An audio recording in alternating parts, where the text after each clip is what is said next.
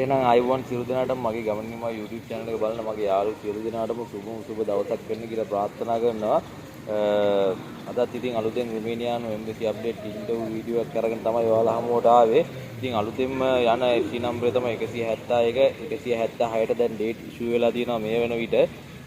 ඊට අමතරව 4:29 වෙනකල් ඉන්ටර්විව් ගියපු අයට 6 වෙනි මාසේ 11 වෙනිදාට පොත් කලෙක්ට් කරගන්න එන්න කියලා තියෙනවා. ඉතින් අලුතෙන් එම්බසි අප්ඩේට් ඔය ටික තමයි කියන්න තියෙන්නේ. මීට අමතරව ඔයාලා මයිසෙල්ෆ් එක අනිවාර්යෙන් පාඩම් කරලා යන්න. මයිසෙල්ෆ් එක ගැන කියනකොට ඔයාගේ නම, වයස, ගම, මැරිඩ්ද අන්මැරිඩ්ද, ඊට අමතරව ඔයා දැනට කරන ජොබ් එකේ වර්ක් එක්ස්පීරියන්ස් එක, ජොබ් එක කරන තැන මේ ටික අනිවාර්යෙන් බලාගෙන යන්න. ওই ටික තමයි අහන්නේ. ඊට අමතරව ඔයාලගේ කම්පැනි නේම් එක, කම්පැනි තියෙන සිටි එක, කම්පැනි ඇඩ්‍රස් එක, කම්පැනි එම්ප්ලොයි එකේ නම, කම්පැනි නේචර් එක මොකද්ද, ওই ටිකත් අනිවාර්යෙන් බලාගෙන යන්න. ওই ටික තමයි මට කියන්න තියෙන්නේ එම්බසි ඉන්ටර්විව් එකේදී අහන දේවල්. ඊට අමතරව ඔයාලා එම්බසි ඉඳන් ඔයාලා ගෙදරට දුර කොපමණ තියනවද, ගෙදර ඉඳන් එම්බසිට දුර කොපමණ තියනවද, ඔකත් අනිවාර්යෙන් අහන්න පුළුවන්. ඊට අමතරව අහන දේවල් තමයි අනිවාර්යෙන් චෙනගන් ගැන බලාගෙන ඉන්න, චෙනගන් ගැන අහන්න පුළුවන්. ඊට අමතරව රුමේනියාවට ළඟ රටවල් මොනවද කියන එක අනිවාර්යෙන් බලාගෙන යන්න. ওই ටික තමයි මට කියන්න තියෙන්නේ. ඉන්ටර්විව් එකේදී අහන ටික නම් ඉන්ටර්විව් එක එච්චර අමාරු නෑ. ඉතින් ගොඩක් පේල් කරන්නෙත් නෑ. අනිවාර්යෙන් ડોකියුමන්ට් ටික හරියටම හදාගෙන යන්න. එතකොට කිසිම ගැටලුවක් වෙන්නේ නෑ එම්බසි ඉන්ටර්විව් එක සම්බන්ධයෙන්.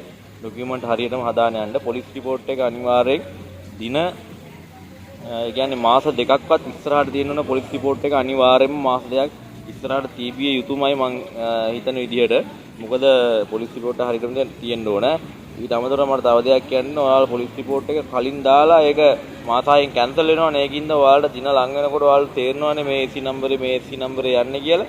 ඉතින් ඒ කාලෙදී ඔයා පොලිස් රිපෝට් එක දාන්න. එතකොට කිසිම ගැටලුවක් නැහැ. ඔයාලට එතකොට මාස දෙකක් ඉස්සරහට දීලා පොලිස් රිපෝට් එක ගන්න පුළුවන්. ඉතින් ඒක ගැනත් අවධානය තියාගන්න.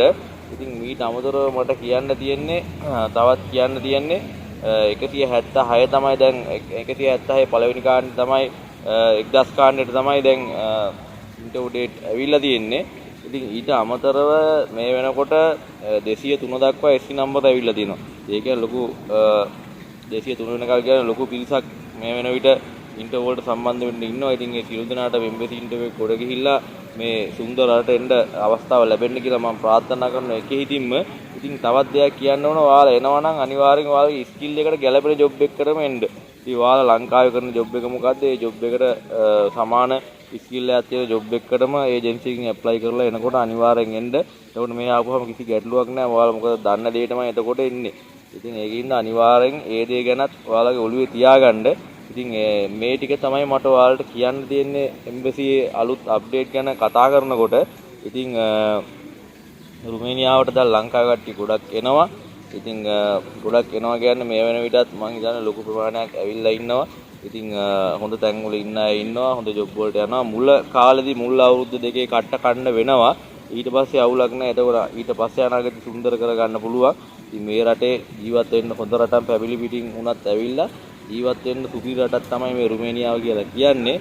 ඉතින් ලංකාව වගේමයි ලංකාවට වඩා පොඩ්ඩක් යුරෝපයේ හින්දා ඉතින් පොඩ්ඩක් වෙනස්. ඒ වුණාට දේශගුණේ හැම හොඳට අපිට සෙට් වෙන දේශගුණයක් තියෙන්නේ. ඉතින් ඒකින්ද අවුලක් නැහැ. මේ දවස්වල පොඩ්ඩක් රස්නේ ගතිය පොඩ්ඩක් වැඩි. ඉදිරියට තවත් උණුසුම් වෙයි කියලා කියනවා. සෙල්සියස් අංශක 35 36 විතර මේ රස්නේ යනවා. ඉතින් මේ දවස්වල ගොඩක් රස්නේ තත්ත්වයක් තමයි තියෙන්නේ. ඉතින් මේ දවස්වල ඉන්න අය ඉන්නවා නම් ජැකට් එහෙම ගොඩක් අරන් එන්න අවශ්‍ය වෙන්නේ නැහැ. මොකද මේ දවස්වල රස්නේ හින්දා සීතල එහෙම නැහැ. රස්නේ හින්දා ජැකට් අනම් මනන්නම් ඒවා ගේන්න ඕනේ නැහැ. ආය වින්ටර් එක පටන් ගත්තාම ඒවා ගන්න පුළුවන් මෙහෙන් අඩුවට. ඉතින් ඒක හින්දා මේ ඒවා අරන් එන්න එපා. ගොඩක් මෙහෙට එනවා නම් බෙහෙත් ಜಾති තමයි අරන් එන්න ඕනේ. පැනඩෝල්, එතකොට පැරසිටමෝල්, විටමින් C ඔය දේවල් අරන් යන්න. එතකොට වේදනාවට ගන්න බාම් වර්ග, අයිඩෙක්ස් බාම්, එතකොට සිද්ධාලේප ඒවා අරන් එන්න. ඕවා තමයි ගොඩක් අවශ්‍ය වෙන්නේ. පිරිටන්, එතකොට පිරිටන් පෙති, වාත පෙති, ඇඟේ අමාරුවට බොන පෙති, ඕවා ටිකක් ඕවා අරන් එන්න. ඒවා මේදී අවශ්‍ය වෙනවා. මොකද මේ බෙහෙත් ටිකක් ගණන්. ඉතින් ওই ටික තමයි අනිවාර්යෙන් කියන්නේ. ඔයාලට ෆෝන් charge කරගන්න අර කැටයක් අරන් එන්න අනිවාර්යෙන්. මොකද මෙහි තියෙන එකට අපේ ෆෝන් ගහන්න බෑ. අර කැටයක් තියෙනවා. ඒක ඔයාලට මං හිතන්නේ කුරුණෑගල කොළඹ එහෙම තියෙනවා. ඒ කැටයක් අනිවාර්යෙන් අරන් එන්න. එකක් අරන් ආපුවාම ඔයාලට ෆෝන් එහෙම charge කරගන්නත් පුළුවන් මෙහි.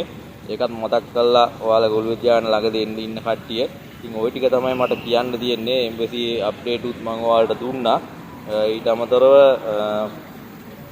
තව අලුතෙන් අප්ඩේට් ආවොත් මම ඔයාලට ඉදිරියට ගේන්න බලාපොරොත්තු වෙනවා. අද ඉරිදා දවසක තමයි මේ වීඩියෝ එක කරන්නේ. ඉතින් තවත් ඉදිරියට මේ වගේ වීඩියෝ ගේන්න බලාපොරොත්තු වෙනවා ඔයාලා හැමෝට. ඉතින් මගේ channel එක subscribe කරලා තියාගන්න. අලුතෙන්